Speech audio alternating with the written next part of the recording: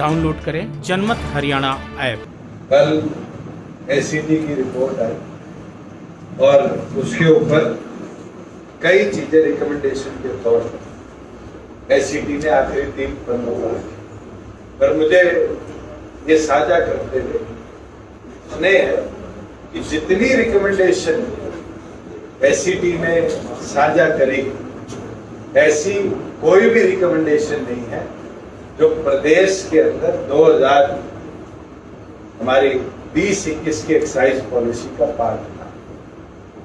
चाहे सीसीटीवी कैमरे की बात हो, वो 2011 और 12 की एक्साइज पॉलिसी का पार्ट था और उसको हमने स्टैटिक की बजाय इस पॉलिसी में डायनेमिक की ओर ले जाने का काम किया कि हम फीड लेकर नहीं आएंगे। ये अब डिस्टिलरीज की ड्यूटी है कि वो हमें फीड्स प्रोवाइड करने का काम करेंगे। उसका टेंडर भी हाई पावर परचेज कमेटी द्वारा पिछली बैठक के अंदर अप्रूव हो गया और आगे उसकी इम्प्लीमेंटेशन के अंदर वर्क ऑर्डर प्रदेश सरकार ने इशू करना है। ट्रैक एंड ट्रेस हो, मैंने जब इसी कमरे के अंदर आप सबके आगे पॉलिसी का पहली बार विवरण दिया था, उस समय भी ट्रैक एंड ट्रेस के साथ साथ फ्लो मीटर हमारा मेन लक्ष्य था। कोविड की वजह से जरूर इसके समय में देरी हुई, मगर मुझे खुशी है कि बारी बारी जो बात एक्साइज डिपार्टमेंट की ओर लगाई जा रही थी, कल की एसईटी की रिपोर्ट के बाद एक चीज मैं जरूर कह सकता हूँ कि हमारे विभाग ने अपनी एफिशिएंसी भी दिखाने का काम किया है और जो कार्य लंबे समय से लंबित थे उनको भी इफेक्टिवली आगे ले जाने का काम किया और इसी सोच के साथ कि हमारे यहाँ रेवेन्यू लॉस रुके, जिसको हम लीकेज बोलते हैं, वो बंद हो और किसी तरह के भी इलिसिट लिकर का निवेश हमारे सोसाइटी में हमें ना दिखे, उसको रोका जाए। और मैं आपको जरूर बोलना चाहूँगा, हमारे पहले क्वार्टर का अगर मैं एक्साइज की बात करूँ 19 अगस्त को समापन हो रहा है और मैं 20 तारीख को आपके सामने जो हमारे 3 महीने के अंदर जिस तरीके से, चाहे वो एक्साइज डिपार्टमेंट के अंदर रेवेन्यू कलेक्शन की बात हो, लीकेज रोकने की बात हो, एक एक चीज का बेहतर तरीके से विवरण देने का काम। अभी क्या आपके पास फीड आ रहा है, जो सीसीटीवी का फीड आ रहा है अभी क्लास डिस्प्ले? जहाँ सीसीटीवी की बात है, अभी क्लियरली आपको बता रहा हूँ कि अभी हाई पावर परचेज कमेटी उसको अप्रूव किया, उसका वर्क ऑर्डर को फीड को लेने का, कंट्रोल रूम बनाने का, उसकी रेगुलर मॉनिटरिंग का, क्योंकि वो इस एक्साइज पॉलिसी का पार्ट था, कार्य चल रहा है। आज से पहले कार्य था कि आप डिस्टिलरी वाइज जाके उनकी हार्ड ड्राइव्स कलेक्ट करो, उसको रीसिंक करो, उससे ये सीपेजेस बढ़ती थी। मैंने जब ये पॉलिसी बनवाई उस समय भी इसी सोच के साथ बनवाई थी कि हम नहीं जाएंगे। आज तो इंफॉर्मेशन टेक्नोलॉजी का जमाना है कि तमाम फीड के माध्यम से हमें आने का काम करेगा। सुरेंद्र जी, जीएसटी काउंसिल की अभी आपकी पीसी से पहले हमारी GOMIT थी और खुशी की बात है क्योंकि मेरी औपचारिक तौर पर एज मेंबर ऑफ GOMIT दूसरी बैठक थी। पहली बैठक में जो हमने रिकमेंडेशन करी थी, चाहे वो नंबर ऑफ GST इनपुट्स के स्ट्रेंथ को 50,000 से 3 लाख बढ़ाने की बात हो, सेग्रीगेशन ऑफ आपकी रिटर्न्स हो, इन तमाम विषयों पर पिछले 8 महीनों में बड़ी बेहतरीन से काम हुआ और आज खुशी है कि 3 हिस्सों के अंदर अब लोग अपनी रिटर्न्स फाइल करते हैं, पहली, दूसरी, तीसरी, 20 तारीख, 22 तारीख, 24 तारीख, जिससे जो सर्वर पे एकदम लोड 20 तारीख को बिल्टअप होता था वो सेग्रीगेट हो गया। दूसरी चीज, 50,000 से कैपेसिटी को 3 लाख ले जाया गया कि एक टाइम पे 3 लाख लोग भी GST अपना रिटर्न फाइल कर सकते हैं और with expendable capacity of 2 lakh, that is 5 lakh people can file their return in 1 second. तो मैं ये मानता हूँ कि ये बड़े बदलाव हैं और कोविड के अंदर बड़े अच्छे तरीके से ये बदलाव हमारी जीएसटी काउंसिल ने अडॉप्ट। तो ये सर जो प्रोसेस है लैंड रजिस्ट्रेशन का, ये कब से सुचारू रूप से पहले की तरह काम करने लग जाएगा? देखिए, इसका कई ऐसे क्लॉज थे जिसमें चेंजेस कल बैठक के बाद हमने प्रपोज किए हैं। एक फाइनल स्ट्रक्चर इसका मंडे को हम देखें, और अगर मंडे को फाइनल स्ट्रक्चर हमें कंपैटिबल लगा तो अर्बन लोकल बॉडीज और उसके साथ साथ रूरल एरिया के जितना भी रजिस्ट्रेशन प्रोसेस है उसको ट्यूसडे से हम उम्मीद रखते हैं कि सुचारू तौर से चले। ये 2017 में कितना था?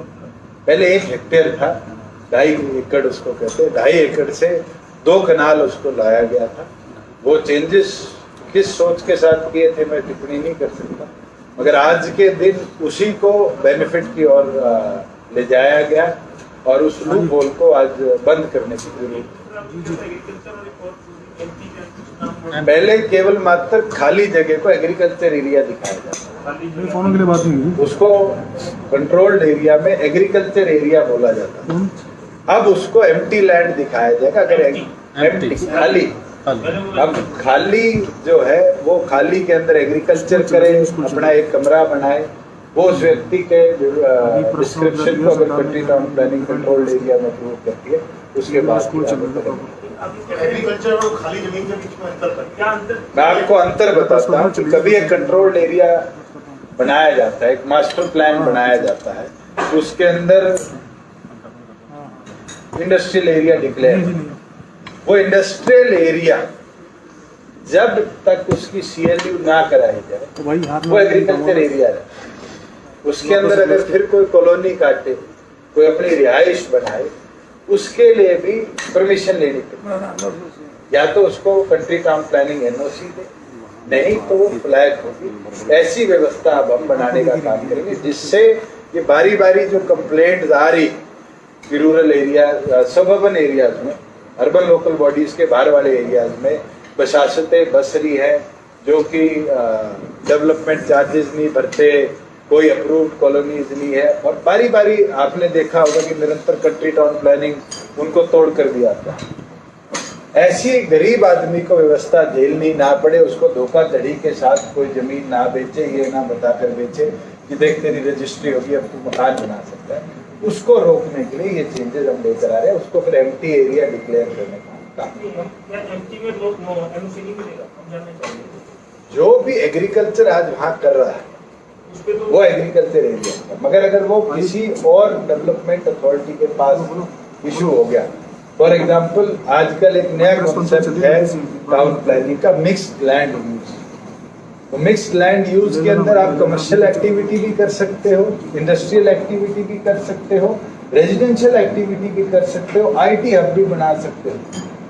उस पॉइंट के ऊपर जब वो अपनी रजिस्ट्रेशन एक एरिया स्पेसिफिकली कराता है, CLU लेता है, बचा एरिया जो बचता है, अगर वहाँ एग्रीकल्चर नहीं हो रहा तो उसको फिर हम एम्प्टी एरिया डिक्लेयर करते हैं। होगी, उसकी NOC आपको प्राप्त करनी पड़ेगी कंट्री टाउन। और 2.5 एकड़ तक एग्रीकल्चर की हो जाएगी। अब 1 एकड़ एक SET की जो बात थी उसमें ये कहा जा रहा था कि शेखर विद्यार्थी का बाय नेम उनमें लिखा गया है कि डिस्टिलरी विजिट करना चाहती थी SET और उसको मना कर दिया गया फिर SET को कि विजिट नहीं कर सकते। मैं इस पर क्लैरिफाई कर दूं कि जो पंजाब एक्साइज एक्ट है जिस पे हरियाणा भी आज चल रहा है, उसके अंदर स्पेसिफिकली लिखा गया है कि इस तरह के विजिट्स परमिसिबल नहीं है बाय एनी अथॉरिटी। और उसके अंदर मैं आपको कह सकता हूँ कि जो हमारे पास कम्युनिकेशन कोई आई होगी तो वो भी रिटर्न के अंदर नहीं आई, और हम एक्ट को बाईपास एक SET के लिए नहीं कर सकते। मुझे ये सुनने में आया तो आप लाइफ अच्छा होगा प्रेस कॉन्फ्रेंस की बैठक कि जब इन्होंने कहा कि हम जो वर्किंग जाना चाहते हैं एक शराब फैक्ट्री की एनबी की, जिस तरह मार्केट करा रहे था, और पहले उनको कहा कि आप कर सकते हैं, और जब करने लगे तो उसे पहले मना कर दिया। तो जानकारी आई है कि एक्साइज जो कि बीइंग आप मिनिस्टर हैं तो वो फाइल नीचे से ऊपर तक भी और आपने इसका हवाला देंगे कि एडमिसिबल नहीं है और आपने अपनी बात को एडमिसिबल नहीं है तो नहीं होगा, तो वो लिखित प्रोसेस का आपके पास आया था और आपने मना मैं सुरेंद्र जी क्लियरली आपको बता दूं, रिपोर्ट शायद मेरे से बेहतर तरीके से आपने पढ़ी और उसके अंदर बारी बारी लिखा गया है कि जिस डिस्टिलरी का आप नाम ले रहे हैं वो हरियाणा के प्लांट की बात नहीं, उनके पंजाब के प्लांट, और पंजाब के अंदर हमारा टैक्सेशन अधिकारी जाकर एग्जामिनेशन नहीं करके आता। जहां तक बात हरियाणा की है, कोई स्पेसिफिक डिस्टिलरी की कंप्लेंट बेस्ड हमारे पास रिक्वेस्ट एसीटी की नहीं। अगर नाम आता तो जरूर हम उस पर विचार करें। अगर जो रिटर्न कम्युनिकेशन आई थी वो ये आया था कि we want to visit a distillery, uh can be anybody, और अ के अंदर it is very clear under the excise act कि जब तक क्लैरिफिकेशन ना हो we can not permit any. मेरा पॉइंट ये है कि ये पॉइंट भी नीचे से ईडीसी ने आपको नहीं करना, क्योंकि वो एससीटी मेरे पास आज तक कोई भी कम्युनिकेशन विजिट के ऊपर नहीं। तो सर जी, एक जो कल एससीटी की रिपोर्ट आई है उसमें अनिल विज जी ने एक बात कही कि शेखर विद्यार्थी के खिलाफ इसलिए कार्रवाई की जाए, एससीटी ने कहा है कि उन्होंने इंटीमेट नहीं किया नीचे अधिकारियों को शराब के ठेके बंद करने हैं। तो बीइंग एक मिनिस्टर ऑफ आपके सवाल के लिए धन्यवाद करूंगा जी। ये बड़ा अहम सवाल है और मेरे ख्याल से पत्रकार साथी भी 26 तारीख को जब हमने एक्साइज डिपार्टमेंट के तमाम डीटीसीज के साथ इसी कमरे से वीडियो कॉन्फ्रेंसिंग कर मैंने, पीएसईटी ने, डीटीसी ने, कलेक्टर एक्साइज ने जॉइंटली आदेश दिए कि आप तुरंत प्रभाव से आज संध्या से, आज रात्रि से तमाम वेंट्स को बंद कर उसकी कंप्लायंस रिपोर्ट भेजें और 27 तारीख को बकायदा 22 के 22 जिलों से 11 बजे हमारे पास कंप्लायंस रिपोर्ट आई। तो मुझे नहीं लगता उसके लिए रिटर्न कम्युनिकेशन की जरूरत है। अगर मेरे आदेश अनुसार रिटर्न रिप्लाई आता है तो वो कंप्लायंस है। तो फिर एससीटी की इस रिकमेंडेशन से आप मतलब आप इससे एग्री नहीं है? आपको लगता है कि क्या? मैं तो ये मानता हूं कि किसी भी ऑफिसर जो मेरे डिपार्टमेंट में अगर आदेश मैंने दिया जो उसको बंद कर दिया जाए और उसके तुरंत बाद वो आदेश डिस्ट्रिक्ट लेवल पर कंप्लाई हो गया और उसकी कंप्लायंस की रिपोर्ट आ गई तो ये इफेक्टिवनेस है। मैं तो मानता हूँ कि अधिकारी ने बेहतर अच्छे तरीके से काम किया। तो हम अगर इसको नेक्स्ट टाइम में बात करें, एससीटी में 3 बातें की थी जो कि कल गृह मंत्री ने कही। एससीटी को एलबी डिस्टिलरी की या फिर जो आप बोल रहे हैं कि उसमें नाम नहीं था तो उसकी काम में बाधा डालना, तो उसकी विजिट को रोकना, जो डीटीसी को निर्देश देने थे जो आपके अध्यक्षता में आपने निर्देश दिए जो वीडियो कॉन्फ्रेंस में उसके लिखित आदेश पारित न करना। इसमें जो होम मिनिस्टर ने कहा कि उनके खिलाफ कार्रवाई की जाए, आप अपने डीटीसी को क्लीन चिट देते हैं? बिल्कुल देता हूँ। और मैं तो एक चीज बोलना चाहूंगा कि हमारे कंप्लायंस की बात लोग करते हैं। मुझे ये बताइए, एससीटी तो ये कहती है 14 एफआईआर दर्ज हुई और अधिकांश मेरे ऑफिस में आने से पूर्व हुई। एक्साइज डिपार्टमेंट का तो काम है कि अगर इस तरह की गलतियां पाई जाती है तो उसको पकड़कर हम पुलिस को अंडर द कंसर्न्ड एक्ट देते हैं। ये तो बताइए उन 14 एफआईआर में आज तक क्या एक्शन लिया है? क्या ये पुलिस की कमी नहीं है कि उन 14 एफआईआर के अंदर ड्राइवर से ऊपर वो इन्वेस्टिगेट ही नहीं कर पाए? क्या ये कमी नहीं है कि आज तक कोई डिप्टी सुपरिटेंडेंट या सुपरिटेंडेंट जो कंसर्न आईओ है या इसको मॉनिटरिंग कर रहा है वो आगे इससे कदम ही नहीं उठा पाए? मैं तो निरंतर कह रहा हूँ कि हमारा कार्य जो है बड़ा क्लीन है कि हम अगर इस तरह का कोई इलिसिट ट्रेड होता है उसको पकड़ सकते हैं। अगर एक्साइज की चोरी है तो उसके विरुद्ध हम एफआईआर करा सकते हैं और आगे फिर पुलिस को हैंडओवर कर सकते हैं। पर जिस प्रकार से बारी बारी पुलिस की खामियों को एक्साइज की ओर ले जाया जा रहा है, और मैं आज के गृह मंत्री की भी नहीं बात करते, इससे पूर्व में जितनी भी एफआईआर हुई, आज जिम्मेवारी शायद पुलिस विभाग की इस पूरी रिपोर्ट के अनुसार ज्यादा है, जो इस पूरे लंबे समय के अंदर जो उनकी जिम्मेवारी थी उससे हटकर कहीं ना कहीं बचाव के अपने के अंदर एक्साइज डिपार्टमेंट में आ गई।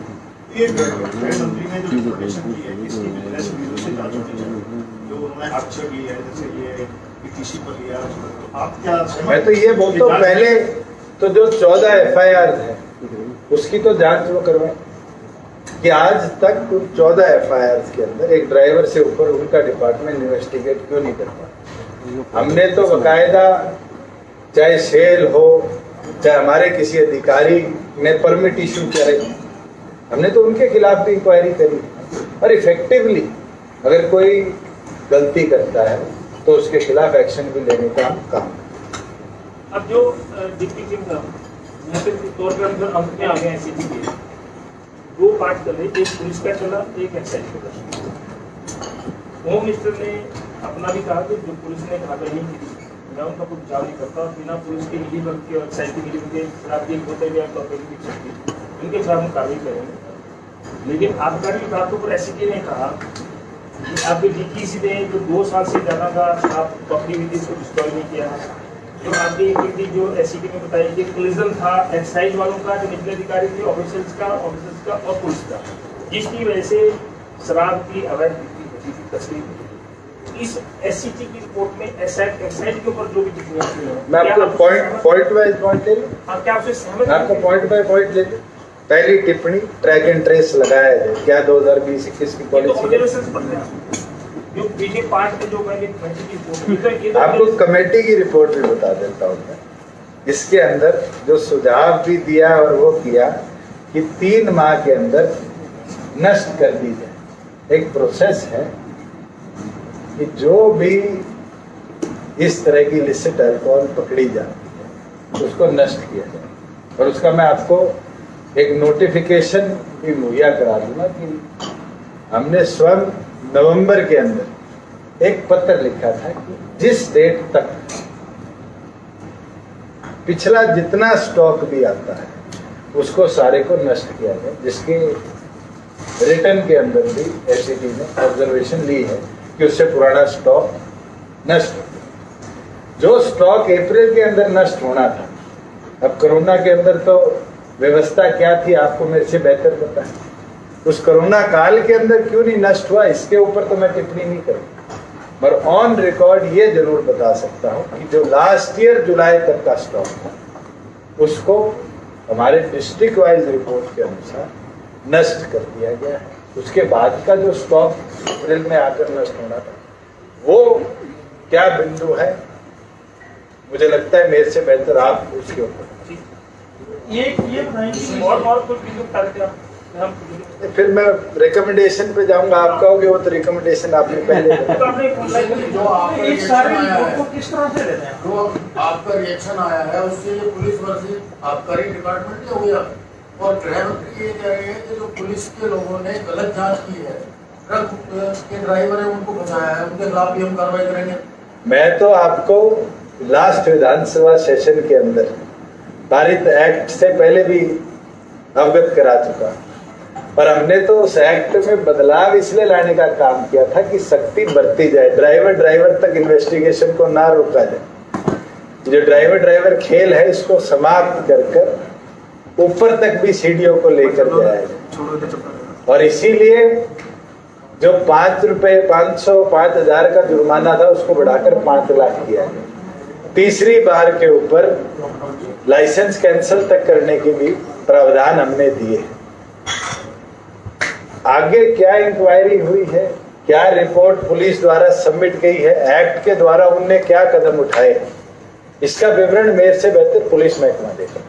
तो एससीटी की इस आबकारी के बारे में जो भी एससीटी ने कहा उसको चेक करते हैं। मैं तो कहता हूँ जो उनने रिकमेंडेशन दी है, हमें खुशी है कि हमारी इस साल की पॉलिसी के अंदर वो ऑलरेडी उस पॉलिसी का पार्ट है, और मैं विश्वास के साथ कह सकता हूँ कि अगस्त महीना है, दिसंबर माह से पहले जितनी ऐसी अंडर प्रोसेस उनकी रिकमेंडेशन है, बेहतरीन तरीके से उसको हम लागू करने का। सर जी एक सवाल और मेरा था इस शेखर विद्यार्थी से जुड़ा हुआ।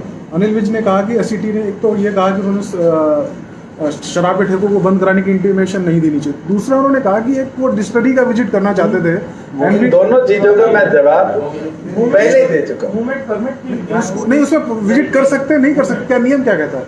जो कानून है हमारे पंजाब एक्साइज एक्ट के अंदर वो ये कहता है कि किसी तरह के भी विजिट्स परमिसिबल नहीं। राजनीति के आगे, राजनीति के पीछे, हर हलचल को जानने के लिए हमारे YouTube चैनल जनमत हरियाणा को लाइक करें, सब्सक्राइब करें और अपडेट रहने के लिए बेल आइकन दबाना ना भूलें। देखते रहें जनमत हरियाणा, सच के अलावा कुछ भी नहीं।